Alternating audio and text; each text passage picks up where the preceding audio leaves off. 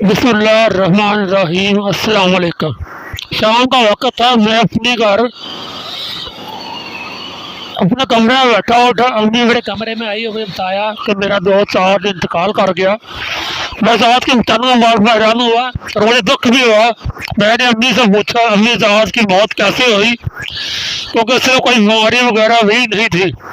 अम्मी ने बताया, बेटा वो अपनी मोटरसाइकिल पर कहीं जा रहा था, रास्ते में किसी ट्रक से टकरा गया और वहीं मौका मारी ज़ात का इंतकाल हो गया।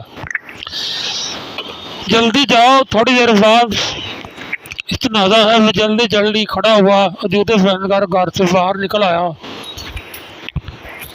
का जनाजा रात को 9 बजे था। मैं जल्दी जल्दी मोहल्ले की जनाज गाह पहुँचा। जनाज गाह में काफ़ी रश था।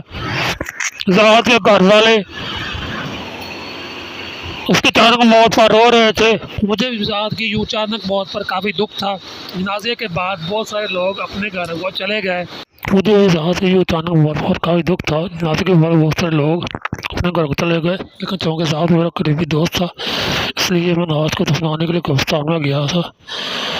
कब्रिस्तान में कुल मिलाकर 20-30 लोग थे, जो साथ के घर वाले करीबी थे। घर चूँकि पहले हथियार, इसलिए ज़्यादा इंतज़ार नहीं करना पड़ा। साथ को फौरन दफन किया गया था और सब कपड़े मिट्टी डालने लगे। मैं भी कपड़े में मिट्टी डालने लगा। दफन के बाद सब लोग दुआ मांगकर सब घर की तरफ रवाना हुए। मैं भी घर तक चलने लगा। इस वक्त रात के 1 बज रहे थे। चलते चलते मेरा फोन सामने से कटा, मुझे ठोकर लगी। मैं इस कमरे के पास गिर गया। कमरे झाड़ खड़ा हुआ और जाने लगा। इस वक्त कब्रिस्तान बिल्कुल सुनसान था, हर तरफ अंधेरा था और मैं अंधेरे में चलता हुआ जा रहा था।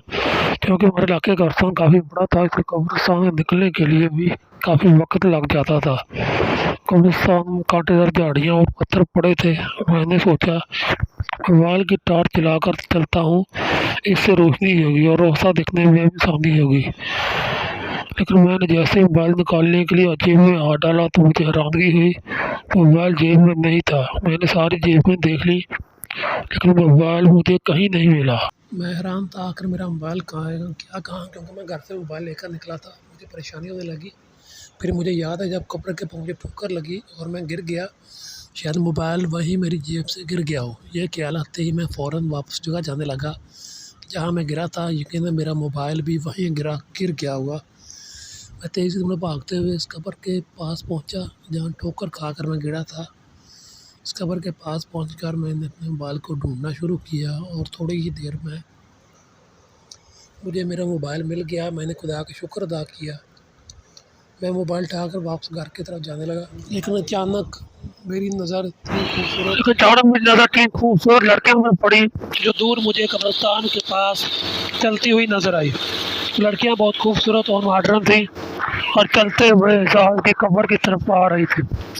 मैं वहीं उस कब्र के पास बैठकर लड़कियों को देखने लगा और सोचने लगा कि इतनी रात को कहाँ जा रही है और इन लड़कियों का रात को कब्रिस्तान में क्या काम।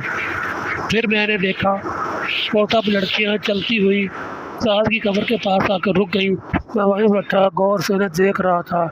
इन्हीं लड़कियों ने चोर नज़रों से इधर उधर देखा। इस वक्त कब्रिस्तान सुनसान था। मैं लड़कियों से छुप कर काफ़ी फासले पर बैठा था, इसलिए वो मुझे ना देख सकी। फिर वो लड़कियाँ ज़ात की कब्र के पास बैठ गई। हैरान हुआ वो ज़ात की कब्र के पास क्या कर रही थी। फिर मेरी आंखों ने अजीबोगरीब मंजर देखा। उन सब लड़कियों ने एक बेलचा उठाया और ज़ात की कब्र को खोदना शुरू कर दिया। मैं दूर बैठा इस अजीब और गरीब मंजर को देख रहा था। तो तीनों लड़कियां ज़ात की कब्र से मिट्टी हटा रही थी।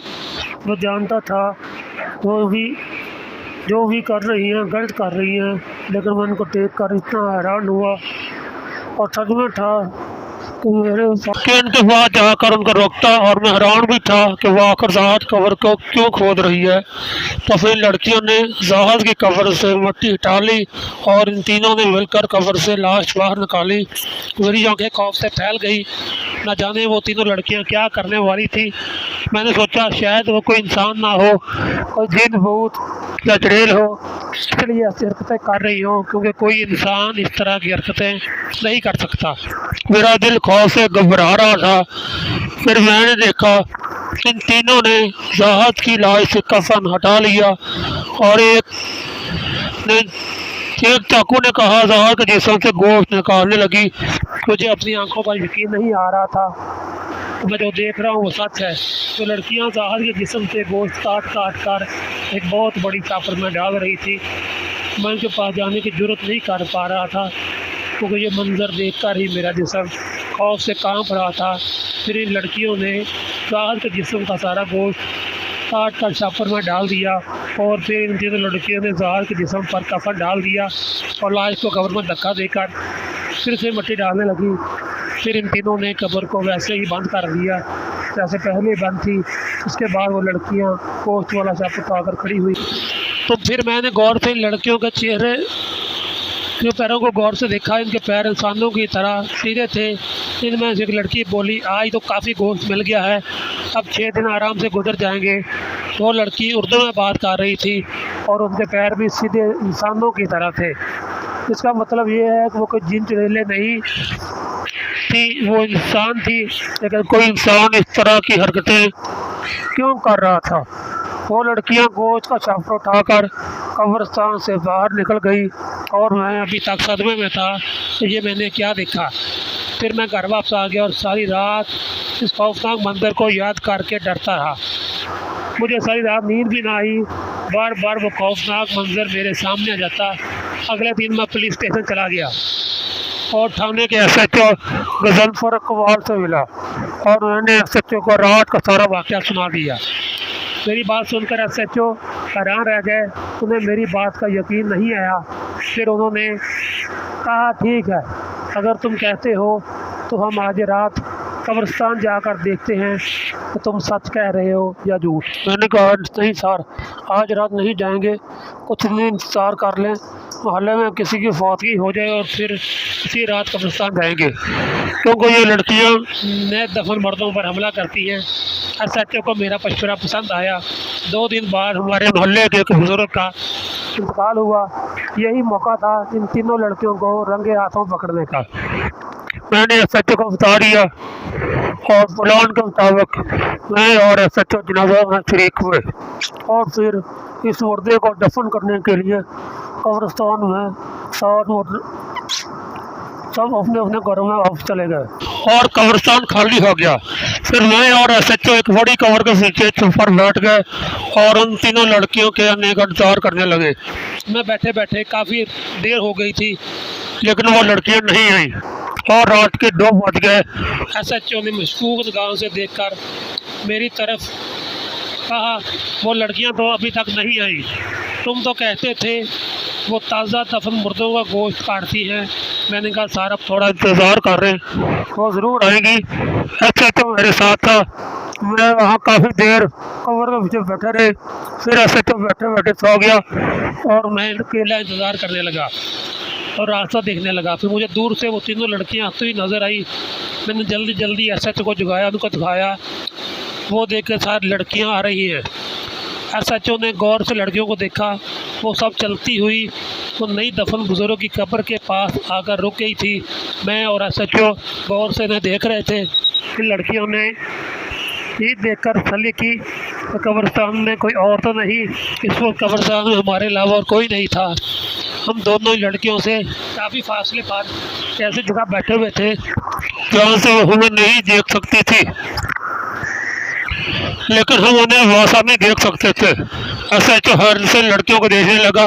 मैं चौंका, पहले भी अंदर देख चुका था, इसलिए मुझे कोई हैरत नहीं हुई और ना ही आज मुझे कोई डर लग रहा था, क्योंकि SHO मेरे साथ थे। लड़कियों ने बेल्ट उठाया, आदमी कब्र को खोदना शुरू कर दिया। फिर वो तीनों लड़कियां इस आदमी कब्र से मिट्टी हटाने लगी। SHO ने जल्दी जल्दी वैसे करके 10-20 एहलकारों को वही कब्रिस्तान बुला लिया था। अब उनको मेरी बात का यकीन आ चुका था, तो कुछ अजीबोगरीब मंजर अपनी आंखों से देख रहे थे। इन तीनों लड़कियों ने मिलकर इस आदमी की लाश को कब्र से बाहर निकाला। फिर मैंने देखा इन तीनों लड़कियों ने आदमी की लाश से कफन हटाया। इससे पहले वो लड़कियां मज़ीद आगे बढ़ती, वो इससे बोले, चलो इनके पास चलते हैं। मैं खड़ा हो गया और SHO भी खड़ा हो गया। SHO ने पिस्तौल हाथों में ली और मैं भी इनके पीछे चलता हुआ लड़कियों के पास जाने लगा और हम चलते चलते लड़कियों के पास पहुंच गए। वो लड़की हमें वहाँ देखकर खौफजदा हो गई। SHO गुस्से से बोले, खबरदार जो ज़रा भी होशियारी दिखाई तुम लोग पुलिस की हिरासत में हो। वो लड़कियां डर गई क्योंकि वो सब रंगे हाथों पकड़ी गई थी। फिर अचानक लड़कियों तेज़ी से भागना शुरू कर दिया और SHO इनके पीछे भागने लगे। सामने से पुलिस की बाकी एहलकार भी आ गए। इन एहलकारों ने इन तीनों लड़कियों को पकड़ लिया। SHO ने एक ज़ोरदार थप्पड़ लड़कियों को मारकर कहा, शर्म नहीं आती तुम लोगों को? ये सब करते हुए क्यों करती हो ये घटिया हरकतें? इनमें से एक लड़की ने रोना शुरू कर दिया और एक अजीबोगरीब इंकशाफ किया। हम तीनों सहेलियाँ हैं और पिछले 2 सालों से यही काम कर रही हैं। हमें इंसानी गोश्त खाने की आदत हो गई है। जब तक हम इंसानी गोश्त ना खाएं हमारा नशा पूरा नहीं उतरा। इसलिए हम मुर्दों की कब्रों पर हमला करते हैं। जब उनके घर वाले मुर्दों को दफना कर चले जाते हैं तब पीछे से आकर कब्र खोदते हैं और इसका गोश्त काट कर घर ले जाते हैं। इस लड़की के इंकशाफ ने मुझे हैरान कर दिया। फिर SHO ने मुझे यकीन दिलाया कि वो इन तीनों लड़कियों को सख्त सज़ा सुनाएंगे और मुझे इस काम के लिए इनाम भी देंगे। SHO और कुछ पुलिस एहलकार तीनों लड़कियों को गिरफ्तार करके जेल में और कुछ पुलिस एहलकार इस आदमी की लाश को दोबारा दफन करने लगे। इस लाश को दफन करके मैं पुरसकून होकर घर की तरफ रवाना हो गया। प्यारे दोस्तों, आज की इस कहानी के बारे में अपनी कीमती राय का इज़हार ज़रूर कीजिएगा। बहुत ज़्यादा ख्याल रखिएगा। अल्लाह निगहबान। अल्लाह हाफिज़। पाकिस्तान जिंदाबाद।